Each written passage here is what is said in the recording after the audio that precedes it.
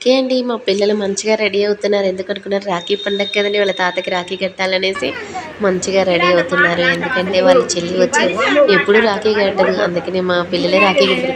మా daddy sugar కాబట్టి స్వీట్లు తినాలని భయపడితే ఏం కత్త కొంచెం తినని బతిలాడి మరి పెట్టారండి. చూడండి మంచిగా ముగ్గురు 3 రాఖీలు కట్టారు. ఈలోపు మా బొబ్బిగాడు మా చిట్టికి రాఖీ కట్టుకుంటున్నారు. ఎంత చక్కగా, అందుకనే అంటారు ఒక అన్న చెల్లి ఉంటే ఇంట్లో ఆ సంతోషమే వేరు. ఒకరికొకరు స్వీట్లు తినిపించుకుంటూ చాలా బొబ్బిగాడు చాలా ప్రేమగా చూసుకుంటాడు వాళ్ళ చెల్లిని అయితే. అదైతే 10,000 ఇవ్వాలంటే 500 ఇచ్చిండు మా బొబ్బిగాడు. దాని ఫేస్లో కళ్ళ చూడండి ఆనందమే వేరు. కాళ్ళు మొక్కించుకుంటుంది. ఎంతో ఆనందం దానికైతే. ఈ లోపల మా పిల్లలైతే మా మేనమామ వాళ్ళ మనవడికి రాఖీ కడుతున్నారు మంచిగా. ఏంటంటే వాడు పోయిన సంవత్సరం వెండి రాఖీ తేలేదు పెద్దమ్మ అనేసి అలిగాడు. అందుకని ఈ సంవత్సరం వీళ్ళిద్దరు అనుకొని వెండి రాఖీ కొనాలి మమ్మీ అని చెప్పి, ఇంకా చెరుకు వెండి రాఖీ కట్టాలంటే లేదు మమ్మీ మంచిగా తీసుకుందాం అనేసి ఒకటే వెండి రాఖీ తీసుకున్నాము. ఇద్దరు కలిసి చక్కగా వెండి రాఖీ కట్టారు.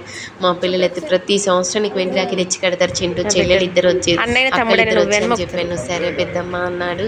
చాలా హ్యాపీగా కాళ్ళు మొక్కి ఆశలు తీసుకున్నాడు. స్వీట్లు అయితే మంచిగా తినిపిస్తున్నాడు. తనకు కూడా మా పిల్లలు అంటే చాలా ఇష్టం అండి.